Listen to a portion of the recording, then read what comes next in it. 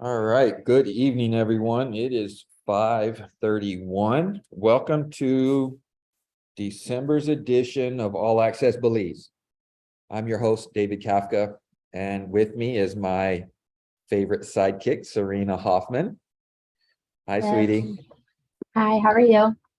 I am good. Thank you for joining us. Have an exciting call tonight.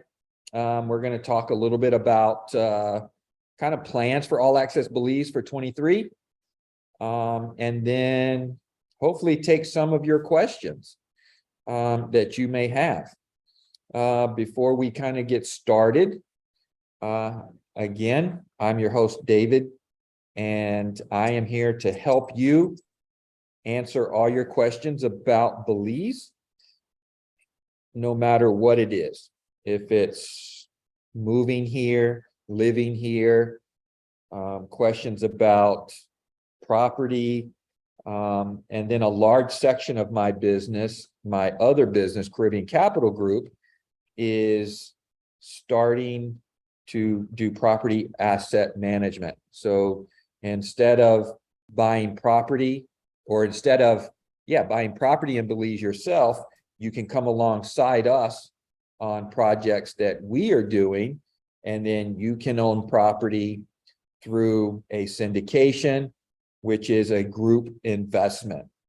That's called Caribbean Capital Group. So we have several opportunities here, depending on what your level is and how we know you.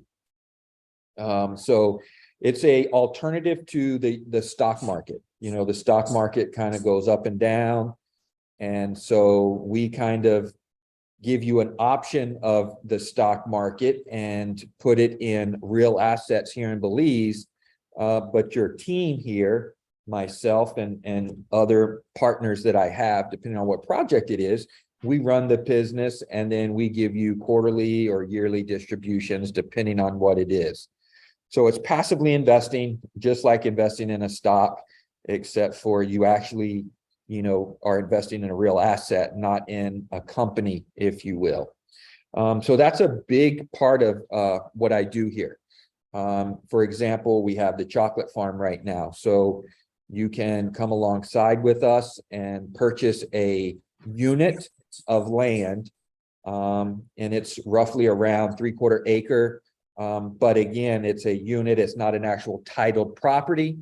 But it's a 515 acre parcel. So you can tell everybody that you own, a 515 acre chocolate farm in Belize, even if you own one parcel or one unit. It's not lying because you own it with partners, and it starts at $20,000. So we are 50% sold out. We just launched it about 2 weeks ago. And we're already 50% sold out on the $20,000 lots. We still have over 600 lots or units to sell, but we're offering. But the $20,000 ones, we're only offering 20 at 20. Then we're offering 20 at 20, 25 at 25, and then the rest are going to be 30 and 35. And so the numbers look really, really well at $20,000 and $25,000. So if you're interested, reach out. It is for accredited investors only.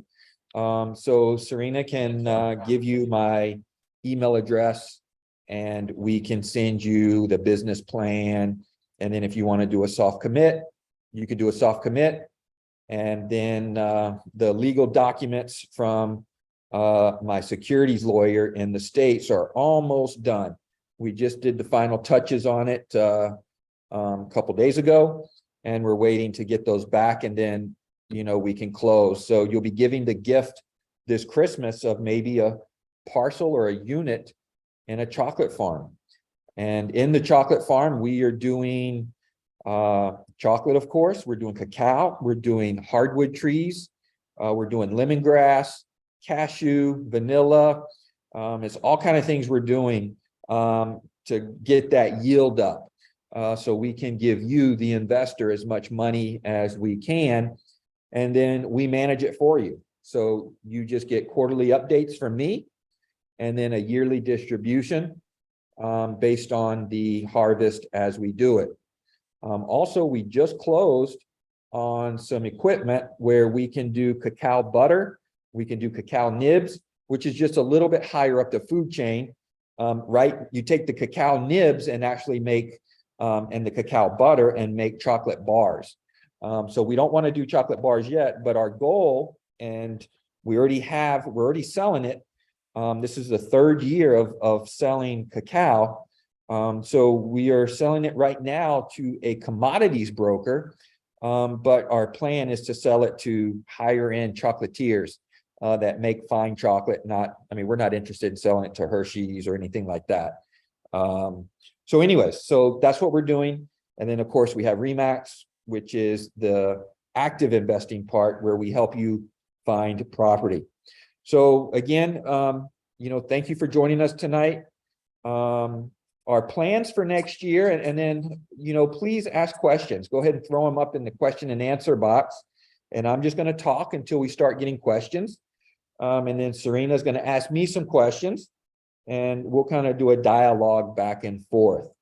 But what we're going to do is we're coming up with some ideas for next year, 2023. We've kind of had a hard time getting people to commit to All Access Belize. So what we're going to do is, because we've been asking people, we're going to put it out there to the whole country. And we're going to tweak it a little bit. Instead of just real estate, our name is All Access Belize. So we're going to put it out there to ministers, to doctors, lawyers. We're still going to focus on real estate, but we're going to try to really do everything. We've done some research on a tax lawyer, an international tax lawyer. We've had CPAs from the States before, of course. We've had Linda Hayes, who is a Canadian accountant, kind of a Canadian CPA, if you will. So we've had those type of people, but we've never had a tax attorney. So that's one of the plans. We're still trying to get a police officer in. I find the police departments here very intriguing, and I have so many questions for them. Like 40% of the cops carry guns here. So that's a large majority that do not carry guns. There's all kinds of different police forces here. So I kind of want to know the difference between them. Of course, I know what tourism police is. They watch over the tourist and tourist-related crimes. But we have the gang, not GSU. It's not GSU anymore. The gang suppression unit. It's gang intelligence now. We have a department of the police that is kind of like the U.S. Secret Service. We don't have Secret Service here, but it's somebody that kind of takes care of our national security, if you will, with the help from Belize, the US and the British forces. So that's kind of our plans. Serena, what else are we working on for 23? I know that we're really interested in getting feedback from our attendees, wanting to know what you guys would like to see and kind of anything. We're really also trying to shift from keeping it under the umbrella of Belize, but still educating and informing our watchers and our viewers. So making sure, we have a lot of people that we meet in Belize that come to Belize. So, however they can approach and help other people, we would love to have them on as well. Not just limiting to Belize, but also how their expertise can affect Belize as well. So I know we're looking into that. Exactly. And then we'll bring some economists on. What is a U.S. economist? So we'll bring them on because so much of what happens in the U.S. translates to Belize. And even if, this is education, right? So even if you're not interested, or let's say Belize is not your country, you've done your due diligence and Belize is not your country, a lot of it applies to buying in the US or buying somewhere else overseas. Usually people that are looking to invest in Belize are always looking at Panama, Mexico, Costa Rica, places like that. We've just, invested in Nicaragua, and a lot of it was the same, but a lot of it was different as well. So a lot of it still kind of translates to you all doing your due diligence for any property. So, and then we want you all to spread the news. We want to grow this. There's no reason why we can't grow this to a few hundred people a month. It is 1 hour once a month, and I know everybody's busy, but we just kind of want to open it up in 2023 to where we can, help more people. We think this platform will help more people than just one call at a time. So again, we thank you for being here, and we want to answer your questions. So throw them in the question and answer box. That way I'm not having to check the chat box as well. Do you want to talk a little more about your buying process in Nicaragua versus Belize? Yeah, it was definitely different. So we hired an attorney out of Panama, and they do Panama, Costa Rica, Nicaragua, and the closing process was kind of the same. Title search, transfer documents were a lot different. They're in Spanish. Spanish is the language in Nicaragua, so everything was in Spanish. They do have a stamp duty like Belize does. And like Belize, they do have the reassessment. So my lot did get reassessed. So I bought the lot at $30,000, $32,000 was the offer. And it's a lot I've been looking at. He started at $90,000, and I gave him an offer of 45 a year ago, and he did not accept it. I'm not in a hurry, so I didn't move on with it. And because of COVID, I couldn't go because the flights had stopped going. And I wasn't really interested in driving to Nicaragua. So we just waited. And then my buddy who used to work for Remax messaged me and said, hey, that lot that you put an offer in, somebody put an offer in at 31,000 and didn't close. Do you want it? And I'm like, heck yeah, I want it. And so we bought it. And what was different too is there was no escrow. We paid a $900 fee, and there was no escrow. So in Belize, we do a 10% deposit plus legal fees. So on the Nicaragua property, I put a deposit down with the real estate agent. I paid the lawyer separately, and then I paid the seller. So the lawyer told me what to do and who to pay and how much to pay, and then I paid them. So I thought that was weird. What we do here at Remax is we hold escrow for everything, and then we pay everybody. That way, because it was kind of a pain. I had to, do wires for 4 different people, I even had to pay the real estate agent his commission separate. So that was kind of a pain. But then the stamp duty was not as much as, I think it was 2%, whereas Belize is 10%. But the lot did come back at $100,000 value. So basically I got a $100,000 lot in Nicaragua for $31,000 plus closing costs. So it's a large lot. It's one I've always wanted. It's in the mountains, but I can see the ocean. So hopefully we'll do like a short-term rental on there and in a gated subdivision. Even though the lot is huge, it's on a mountain, so the building footprint is not that big. So you'll have to come and stay there. So, That sounds awesome. so yeah. So that was a difference. So that was a good question. I definitely liked, and maybe I'm biased because I like Belize. I definitely liked how the flow of it works here more so than in Nicaragua.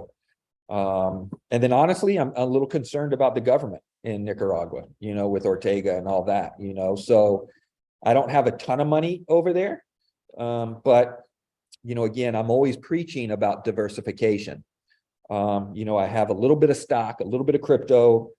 Most of my stuff is all hard assets here in Belize, but I don't want everything in Belize. Eventually I want to, invest near you. And then maybe you can help manage it, in Florida. I was just with my mentors. We were talking about, they just had a single family meetup in Phoenix, Arizona. And they were talking about how we have more renters in the US now than ever before. So a $600,000 house, 6 months ago gave you a payment of X. That same payment is now a $300,000 house because the interest rates are so expensive. And so we have seen that transition here in Belize. There's not as much free money anymore. The stimmy checks have gone. Airfare has gone way up. I think I was telling you, Serena, earlier that, I was trying to go to the goals retreat, or I was trying to book my flight for the goals retreat in Las Vegas. And it was like $1,700-$1,800 round trip from Belize. And normally that trip cost me like $700-$800. I just came back from a meetup in Dallas last week. That trip cost me $800, whereas normally it's $400 or $500 round trip from Dallas. So we are seeing the effects. There's not as many people traveling, but the people that are traveling are the right people that are interested in buying real estate, interested in coming here, enjoying it, and things like that. So it has been pretty cool, but it is different. So that's why people ask me why I travel to all these meetups. That's why, because I have to see what's going on and how it translates. There's so many people that lost a lot of money, and the Atlantic International Bank, when it got closed down, 4 or 5 years ago, part of the Sanctuary Belize Ponzi scheme, if you will, where the FTC, shut them down. But I saw it. So I had flown back to the US. I opened up escrow accounts in the US, and we got majority of our money out. I had 2 clients that didn't want it moved, and I had probably maybe like 10 grand in there. But I know clients that have had $250,000, $350,000, $400,000 in that account, that bank account, and they got, maybe 50 cents on the dollar back.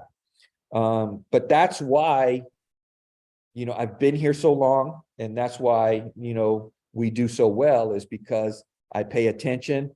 I see what's going on in the US and how it translates to us. I see what's going on in Belize, and I know the right people that can tell me. So I don't want to call it luck, but, it is, it's a lot of work. And that's why we like working with our clients and educating them and answering their questions. That's why we like doing these things.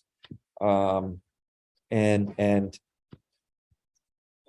go from there. And that's why we want to expand All Access Belize, but not just talk about Belize, but economic drivers that affect Belize, because that will affect you, the listener, when you're thinking of investing here or moving here. I was talking to somebody today, and they're not happy with what's going on in the US. The amount of money that's being spent on stuff, and they want a place where they can be self-sustaining. They were in Houston, And they said there was supply chain issues in Houston with food and things like that in COVID, whereas Belize really did pretty well. So anyways, again, ask your questions. There's no questions today, but you all are hopefully enjoying this and listening. But if you have questions, we want to answer them for you. So that's kind of, my little story in a nutshell. Again, I'll tell you about our story for those of you that may not know. We tell it a lot, and it's in the books that I have written through my friend Kyle Wilson. He does these compilation books that we give away a lot. And I have been a #1 best-selling author through those books. And basically, I'm talking about my story. And what happened is about when Serena was 3 or 4, we came to Belize looking to invest and a place to vacation. We were very much a cruise couple, if you will, Serena's mom and Serena and I. And we just didn't like to be told when to get off the boat, when we had to be back, when to eat dinner and things like that. So we wanted to be in a place where we can control our own destiny, if you will.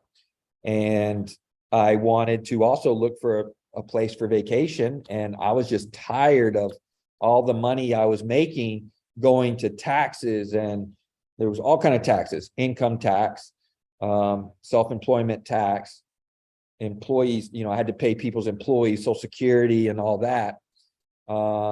Insurance was a nightmare with workers' comp and things like that. So I just wanted to keep more money, and I wanted a place that wasn't telling us what to do. I don't know, Serena, if you remember when we had the property on Belvedere and we ran the landscape company, and the government shut us down because we weren't landscaped. Nobody around us was landscaped. And so we hated that. And so we found Belize, and we came here every 6 months for a month. And we just went to different places. And we always stayed in Placencia because that's where we were leaning toward. And we stayed 2 weeks in Placencia, 2 weeks Hopkins. 6 months later, 2 weeks in Placencia, 2 weeks in San Pedro. And we just did that, right? And then we sold everything, which wasn't the best time. And we were just ready to get out. And Serena, you were what, 11 when we moved? I think. Yep. I think so. 11, and she grew up here, and then at 18 she kind of moved back. So Serena can answer questions about pretty much anything Belize, growing up in Belize, and I can answer any question about selling real estate, buying property, opening businesses here. We have several businesses, opening another one. We're in the process of opening another one right now. It should be open in 2 weeks. And oh man, I didn't know that. That's crazy. Yeah. So we're doing the Shake Shack. So I'll be sending you some things to design and all that later. So we're going to do shakes, ice cream, things like that. Protein shakes, healthy shakes and things, maybe some cut up fruit, vegetables and salads and whatnot. So I'm very well versed in what it's like to build and buy and invest and start businesses and things like that. And what I want to do is, my mentor says, education for effective action. So I want to help educate you so you can go out and do. And then my mentor also talks about collapsing timeframes. So whatever has taken me 13 years, 15 years to learn, coming here, living here and all that, I want to collapse it for you to where you can do it, in a matter of months or so. So, I had some questions. I was going to do a little speed round with you. Some fun questions. You don't have to answer it quickly. I won't time you. Okay. But just for people maybe that are coming here soon, or we put these on YouTube probably a week after they air. So for people watching at a later date, when they're looking for things to do. I'm going to do your favorites. Okay. So Okay. what is your favorite local drink? My favorite drink's a frozen regular mojito. I'm not a coconut guy, so I love the regular mojitos. And then there's several places I have favorites. So don't know if you want to go over that, or we don't have to. Don't want to call out names, but that's my favorite drink. Okay. A favorite adult beverage, I should say. Okay. And then what's your favorite drink in Belize? My favorite fruit drink would be a watermelon juice. And if you've never tried it, you have to try it. It even tastes good with a little bit of vodka, but I'm not a big drinker, so I usually drink it just watermelon drink. But my addiction is Coke Zero. And am I wrong in remembering that did they have something in Belize, like a version of Diet Coke that they didn't have in the States, or vice versa? Yeah, it was a Coke Light, I think, or That's something like right. that. That's Yeah. right. So for residents, when you're trying to get your residency, you cannot leave the country for more than 7 days. Is that still correct? 14. 14. So I think it was almost 2 years when we had gone back to the States and you ordered a Coke Light and you could not find it anywhere. And I remember it wasn't a meltdown. I won't embarrass you, but I remember it Yep. being a big deal. That was All my right. favorite drink. And then they got rid of it and they stopped making it. And now it's the Coke Zero. And now I didn't like it at first, but now I love it. So that would be my favorite. And I was going to say something else. Yeah, so just going on what Serena was asking. For you that are thinking of moving here, let me tell you what's going to happen. The first 3 months is going to be great. 4 months is going to be great. Around 5, 6, 7 months, you're going to get homesick. And several things are going to bother you and things like that, but you can't leave, or if you leave, you can't be gone for more than 2 weeks. And it can be a week here and a week later, or it can be 2 weeks total, but it can't be more than 14 days. And then after that, it kind of gets better. And then after the month 9 or 10, you can start working on your residency and then apply for it. And then once you have your interview, you can leave. But it was funny because one of my agents was just moving in from Canada. Richard, he's in Corozal. And I kind of explained to him what was going to happen. And he was like, man, how did you know? And I'm like, because we've done it. You and your mom were the same way. And then other people that have moved here, I kind of noticed the same thing. So that's kind of going to be how, but after the first year, when you get your residency, you can go and come as much as you want. You can come in the fast lane, if you will, in immigration. You don't have to go in the tourist lane. So it's pretty cool, and then of course, after you've been here legally for 5 years, you can apply for your nationality, which is what I've done. And what you could do, Serena, if you were here, even though you're back and forth, you could still apply for it, but you just have to be here for a period of time to go through the process. Is it a lengthy process?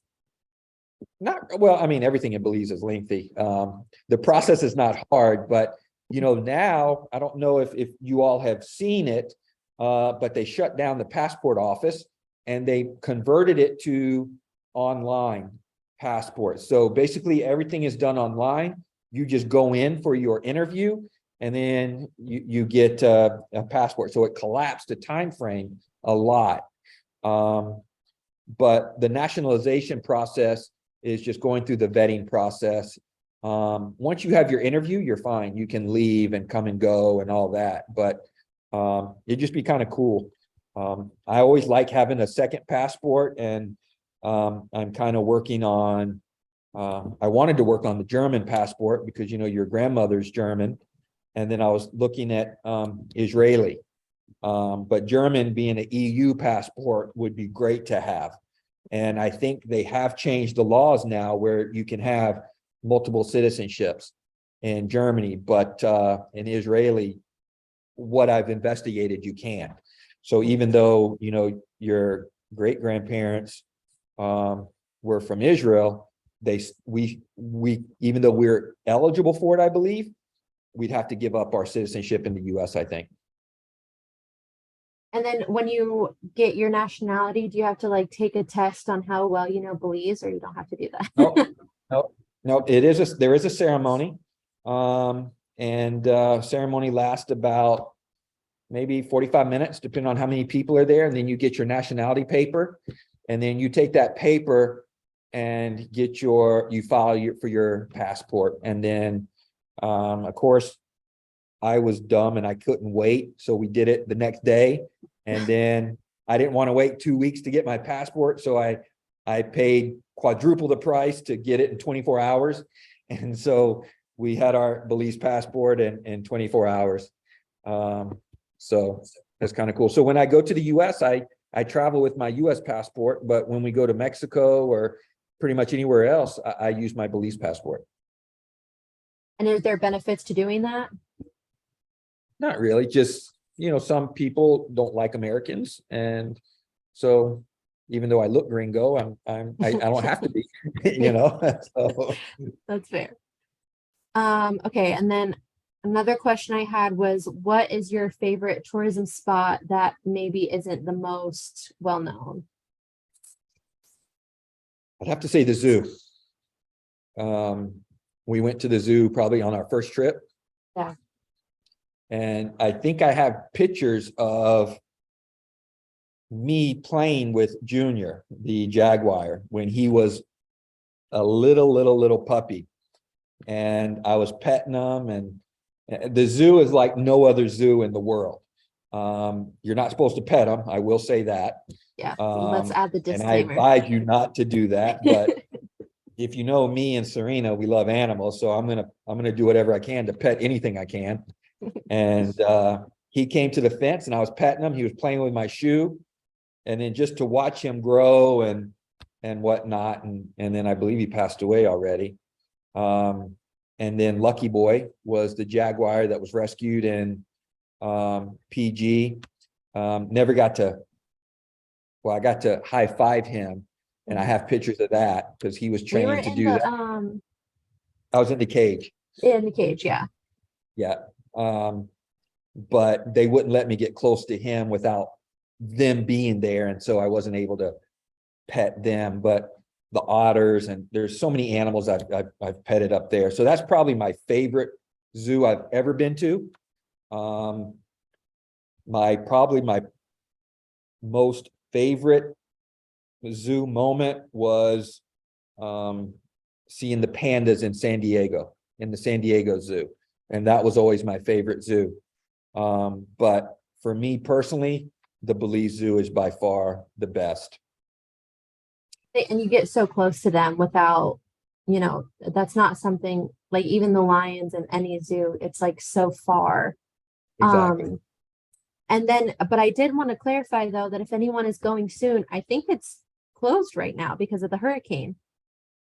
No, I think they opened back up. No. Did they? Okay. I was Yeah. looking on online, so just double check if you're going Before you're recent.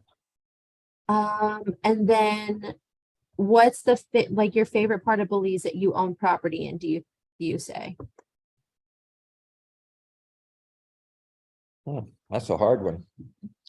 I haven't closed on it yet, but the 50 acres I just bought in Medina Bank, that's a pretty nice property. The river's beautiful. It's in the southern part of Belize. It's very jungly. That's probably pretty much, but we probably won't keep that. I'll keep a portion of it, but we're going to subdivide that and sell lots. And we're going to do it with financing to help people who don't have a big down payment to get into Belize cheaper. So while I'll keep a portion of it, I will. But you know, my heart's in Placencia. So that's probably one of my top favorites. But the City River, our property on the City River is probably one of my favorites. You know, we have the 2 acres there. Yeah, no, I mean, we own property in almost every district, so, and I like them all for different reasons. I'm not I'm, I guess what you call a real estate collector, because I really don't sell. But the couple acre or the couple lots we just bought in, is between Orange Walk and Corozal. I got them at auction. Those will just resell. So I wouldn't call that my favorite, but yeah, I don't know, it's probably between the Medina Bank and the City River, but Medina Bank was so peaceful. Even the chocolate farm, just being out there, seeing the mountains and all that, That's beautiful. it's beautiful. And then again, starting in 2023, we're going to have tours. We're going to do a Placencia Hopkins tour. And we'll probably squeeze the sanctuary in because things are really doing good out there. It's still owned by the FTC, the Federal Trade Commission. They'll be settling that and whatnot, but it's safe to buy now.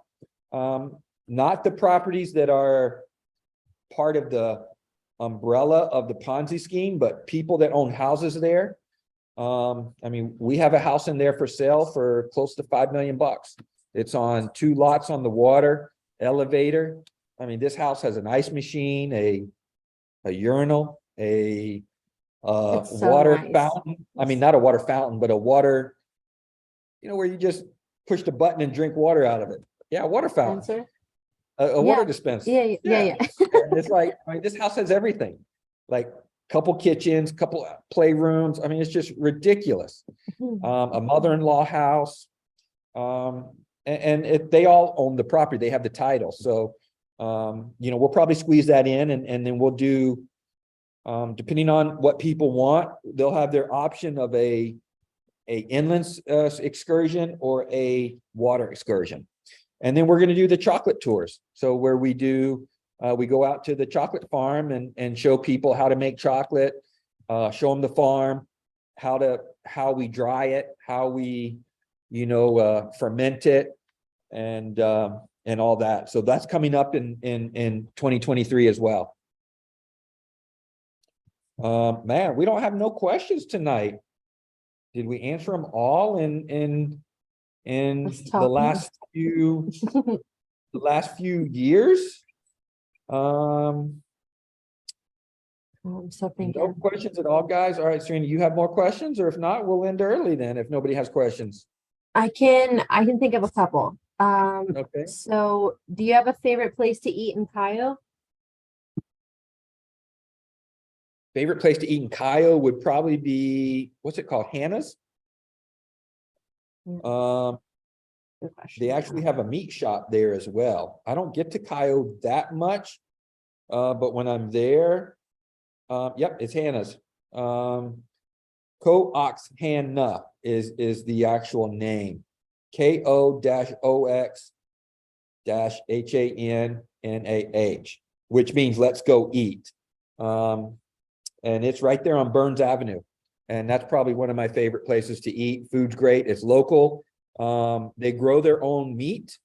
And then they also come to Placencia, or they'll ship it on the plane to San Pedro. So you can even buy their own meat, whether it's lamb, beef, pork, whatever.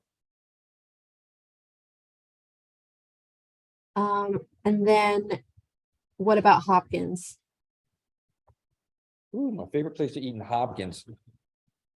Man, I can't tell you the name of it because I've only eaten there once, but it's a Chinese restaurant. It was probably some of the best Chinese food I have ever had. It was awesome. Where is it on It's the next main to a road? grocery store. Yep, on the main road, going toward the resort district, and it's a Chinese grocery store. I mean, because all the grocery stores in the southern part of Belize, majority of them are owned by the Chinese, and one next to the grocery store is this Chinese restaurant, and it was packed, but the food was phenomenal. Jaguars is good as well. The restaurant's the Paddle House, and it's attached to Jaguar Resort. Yeah, that was really good. I think we do have a question. Does Belize offer residency or citizenship with a significant investment? No, they don't. They used to, but they don't now. So the Minister of Finance is one of my lawyers. I have several different lawyers, but Mr. Coy, or the Honorable Coy now, he's not practicing law. He's the Minister of Finance. He's like third in charge. And then he brought on a gentleman that I've known, and I just ran into him. They were on their way to Key Cocker for Michael Singh's birthday party, and we talked about it because I have so many people wanting to invest here to get that residency. But the problem was it was abused so long ago. And I don't know if you all remember, there was a guy in prison that had a Belize passport. He was a Chinese guy or an Asian guy. And when they did all the investigation, it was fraud. And so I need to spend some time on it because the government is open to it. They just don't want the government to be in charge of it. They want maybe a private entity or a private group to do it where you can't buy your way in, like somebody hand me $100,000 or not $100,000, but let's say somebody hand me $10,000 and I give them their residency. So I would love it. So many countries have it. Nicaragua has it. Honduras has it. Portugal has it. If you've ever heard of a guy named Simon Black, that's not his real name. That's his, his persona, if you will, his stage name. He talks a lot about that, and escape artist. There's so many countries that have it. I've wrote a report and sent it to Minister Coy about it. But it's something I'm constantly working on. And this government is really, I'm not trying to be political at all because I'm not political. I don't care which party's in. I support both parties. But I'm Switzerland. I'm neutral. But this party does seem to be more business friendly and things like that. And so they're very open to it if I can figure out, or if we can figure out and pitch them something to where they'd be interested in it. So that's a great question. That's really interesting. Yeah. And then who was this person that you ran into? I'm having a senior moment. I know I don't want to make you Another name drop, question, but and I'd love for I'll, him to be on the or the webinar. Oh yeah, for sure, right? You can figure it out later too. Yeah, right.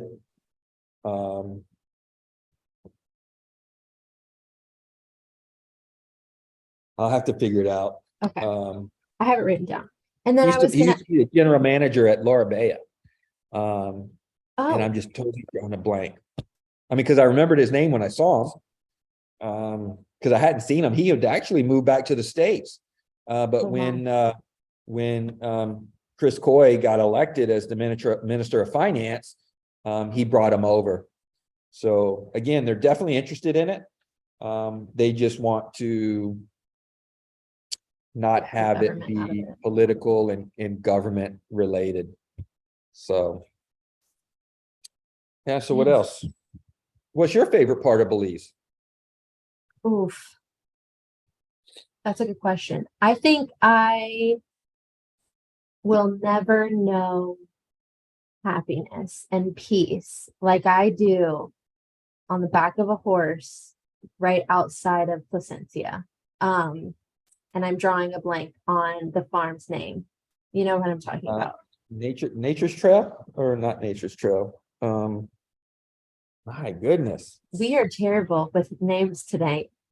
But that whole the freedom, I've been on a lot of trails with a lot of different companies here in the States, and they are very rigid, which makes sense. They have to be. It's for the safety of the people riding.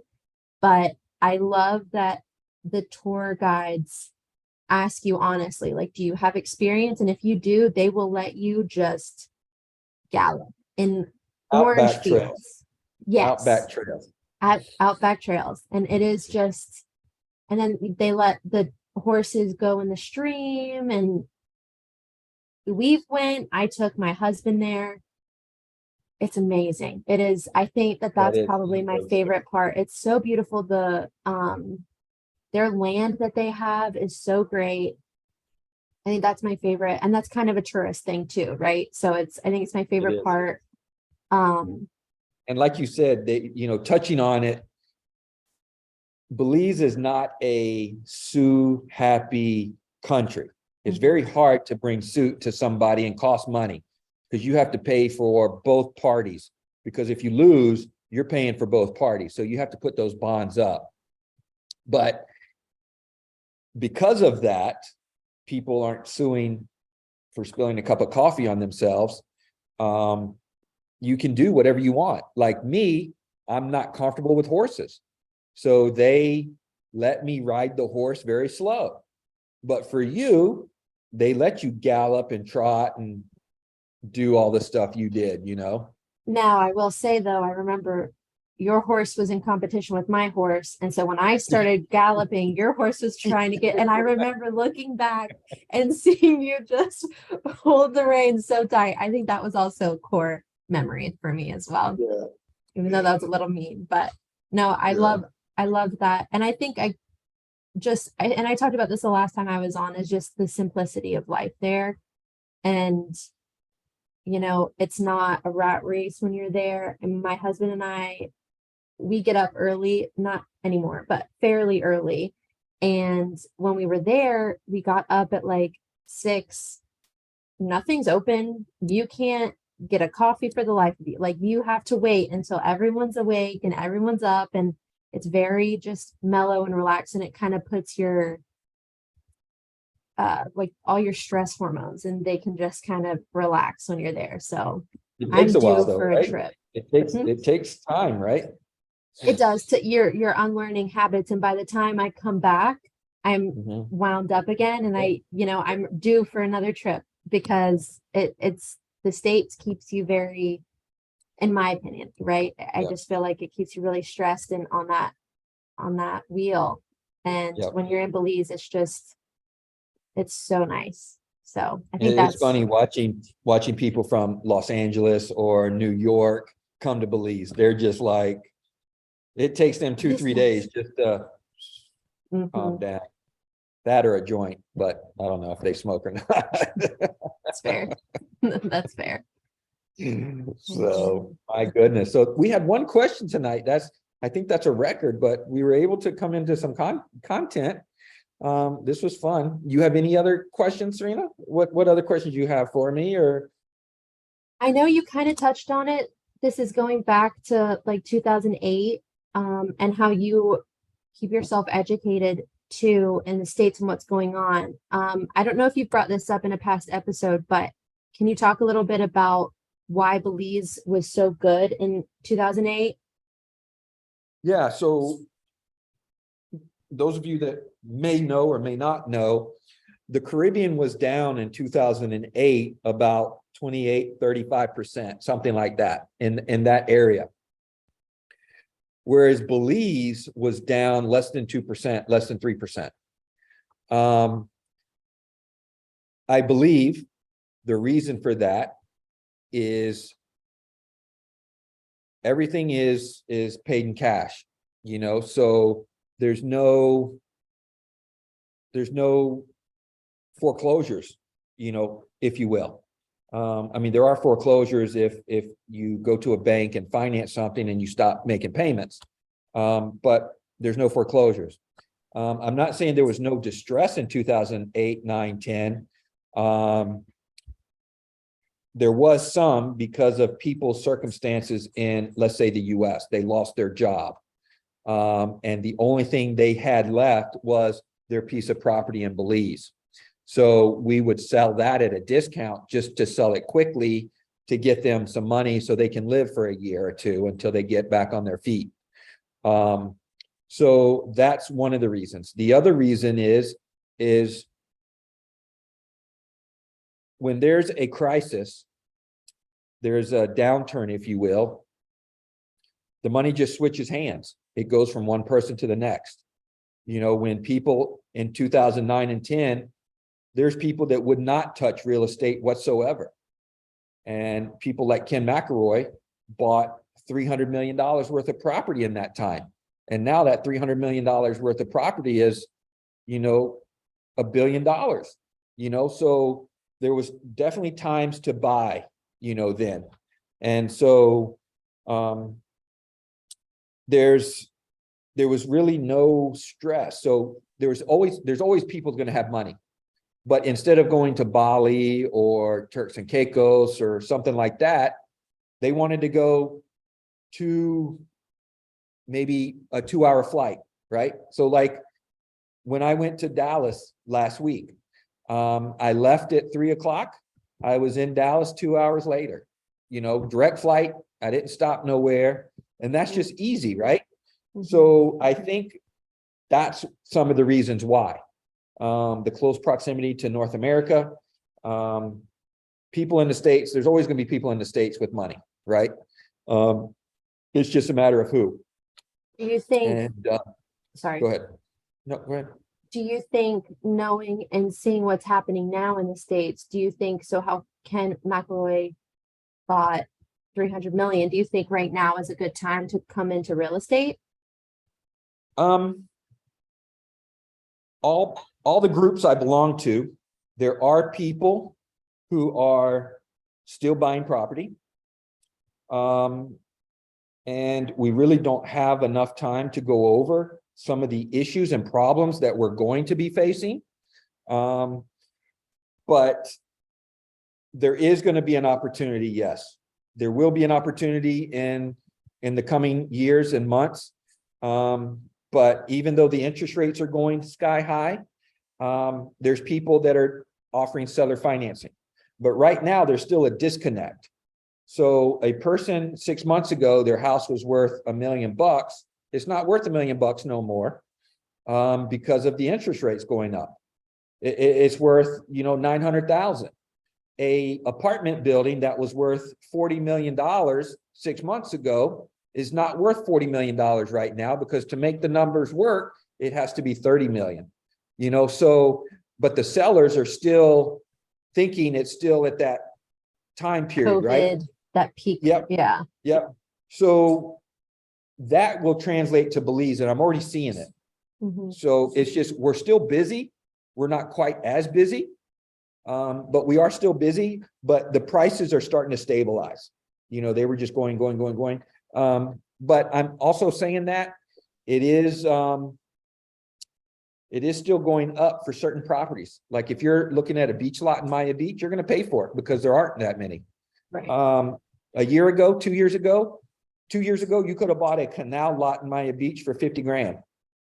Now you're going to pay 70, 80, 90 grand, 100 grand, because there aren't that many. There are probably 2 dozen, 3 dozen, you know, 2 years ago. Now there's probably 3 or 4. So things like that, you know, are you know, we're seeing it.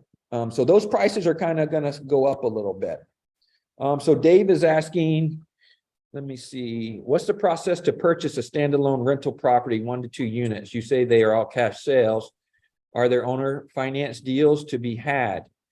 Do you manage the properties? What does that look like? Yes, Dave, 50, 60% of my sales, 50, 40% of my sales, you know, we'll say 50% of my sales.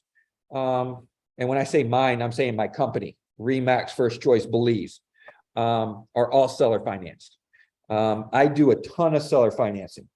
I like to think that I pride myself in coming up with special ways for people that don't have a lot of cash to buy. So yes, you will need to have at least 30% down There's very few people that would take 20%. Because if it's on the market, they're going to have to pay the real estate agent with the down payment. So if it's a 8-10%, commission, split between all the agents and the companies, then if it's 20% down, the seller's only going to get 10%. So, majority is 50% down. Interest rates are still staying at about 7% right now.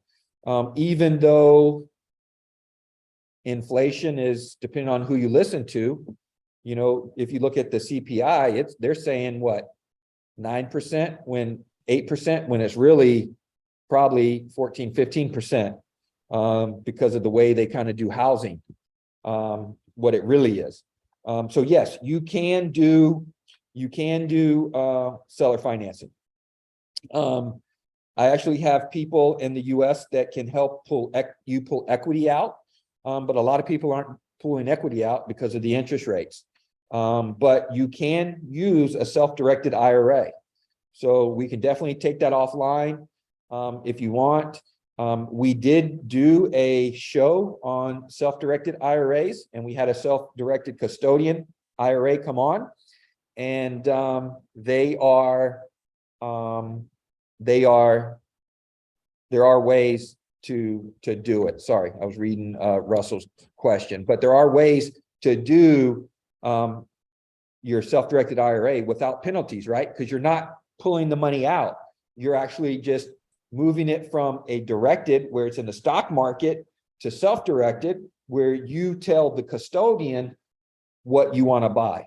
And then there's some like the EQRP, the enhanced qualified, or I don't want to say the qualified retirement program, but the EQRP, which is part of the 401 package, just a different part, where you can actually have a checkbook and write a check for a property whenever you see it. So you just move the money over and all that. So if you have a 401k or some kind of IRA, reach out to me and then we can help you to unlock some of that money and put it into a property here. Russell's asking, can a non-accredited investor invest in your chocolate farm? No, it has to be because of the exemption we're using. So there's 3 ways you can do a syndication, if you will, a group investment. So if you look at a movie and there's all these executive producers, that's everybody that put money into making this film. If you look at any mall or any apartment building in the US, not just US, but Canada, wherever, majority of those are group investments. So there's some legal things you have to do in those, in doing those. And one is a full blown out registration where you're going to go public, like Jet Token is in the middle of doing that. And, they're going to do all Honda jets and you can invest in that. That takes, 6 figures to $1 million to do that. So we don't want to do that. So the other way is look for an exemption. And the third way is it's illegal. And so the third way is out because I'm not going to jail. And the first way is out because, no deal is going to work unless you're Grant Cardone or anything. And even Grant Cardone doesn't use the first one. He always uses the exemption. And there's 2 exemptions. There's a 506B and a 506C. A 506B, and it's just the part of the Security Exchange Commission's section in their book, if you will, where they have rules and guidelines. A 506B is a non-accredited investor can invest in that. And there's just some rules, right? You can raise a limited amount of money. You can have up to 35 unaccredited or non-accredited investors, but you have to have a pre-existing relationship with them. Now I have some I have a 506B deal I'm working on. I would just have to see if we have a relationship to where if you're interested, I can send you the documents and all that. But the negative part to that is there's no advertising. So that's why I can't tell you about it right now here. I can't even post stuff about it, like, because I'm conditioning the market. So there's laws and all that I have to follow. But then a 506C is I can advertise. That's why I can do podcast on it. I can do, I can talk about it, right? But the negative to that is you have to be an accredited investor. Now, the SEC has looked at people to where they know that you are sophisticated enough to invest. And so they have a course you can take to where even if your income, like my income doesn't match for an accredited investor. Where I make an accredited investor is because of my assets. So if you're not sure what your assets are, as long as it's over $1 million, not including your personal residence, you're an accredited investor. Or if you make over $200,000 in the last 2 years with a reasonable expectation to do that this year, then you're an accredited investor. But we may have I don't think we would do that though, because he doesn't really want to bring on any general partners anymore because we're already at the process where we're selling lots. So if you're interested, just talk to me offline and I can look in my notes to see, Russell, if we have a pre-existing condition or a pre-existing relationship to where we can where you could invest in the other one. But then, there's other ones that we're coming up with that we're doing. We're going to work on a debt fund where we're going to invest, we're going to take in money, and then we're going to loan it out to people for buying property that can't afford or whatever. So that's something we're going to work on, and probably a mini storage here in Belize. And then we're going to ask, investors to come alongside us. It just helps us to grow and make a bigger impact. And I do not like Wall Street. They're the main reason why 2008 happened and caught me and so many other people off guard. And everything that they did in 2008 never really got fixed. And that's why we're in a everything bubble right now. And so that's why I'm learning microeconomics. So I'm prepared where if 2008 happens again, and if you listen to Peter Schiff, 2008 was nothing compared to what's going to come. And it's not a doom and gloom thing, right? I'm not here to scare anybody. I'm just here to help you prepare so that you're aware of what you can do, and you can pivot and change now before it happens. So you're prepared and you don't lose like we did in 08. And a lot of my mentors were wiped out. They were multi hundreds of millions of dollars in assets and in net worth, and lost majority of it, if not all of it, because of 2008 and 9. And so we're all in a lot better position, so that we're not caught off guard. And so that's why we do meetup groups, and we want to help educate people. Before I got on All Access Belize, I'll finish that and then we'll go ahead and cut off for tonight. But it's about starting meetup groups and help educate, people to where they're financially educated, because the schools don't teach it, college doesn't teach it, and I wish somebody taught it to me, and nobody taught it to me. That's why I got into debt on stupid stuff. I wanted Serena to have more than I had. And so I felt the need, even though I lived above my means, to buy it for her, and paid it all off. And when my grandfather passed away, and then like an idiot, I didn't learn nothing, and I did it again. So now I only have good debt, on property. I don't have, bad debt like credit card debt. I use credit cards, but I pay them off every month. I have one car payment and that's it. Everything else is paid for. And then once financing comes into Belize, then I'll refinance all my properties, pull all that equity out and buy more property. That's cash flowing and earning us money, and Serena and I will manage it. So keep the questions coming. Again, thank you for joining.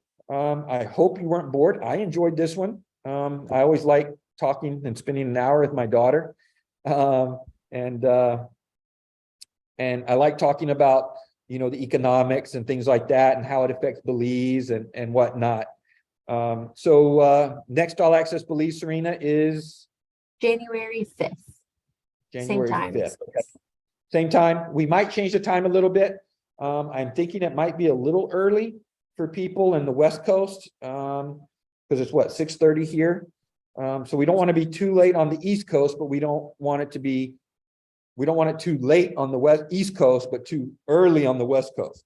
So we might play with the time, but worst case, just look out for the post. And again, please tell people about it. Victor Minaj is one of my mentors, good friend. He has the Real Estate Espresso podcast. I encourage you to listen to it. And he talks about why keep all this goodness to yourself, spread the love, talk about and share this with you, his podcast, because he talks a lot about the same thing. And his podcast is 5 minutes. So I don't listen to it every day, but what I do is at the end of the week, I kind of listen to everyone. And on the weekends, he's usually interviewing somebody. So Serena threw in the link there. Sweetie, thanks for joining. Thanks for Not sure having who me. we're going to have on next week. We're going to put something out there, like I mentioned earlier, to try to get you better guests. So you can answer and ask questions about and join if you're interested in the topic, and not interested, you don't have to join, or you can listen. But we appreciate you. We love you all. We hope you all stay safe. Have a safe holiday. And then please, if you come to Belize, look me up and let me buy you a frozen mojito or a beverage of your choice. Thank you, Serena. Bye, Love you, everyone. sweetie. Love you.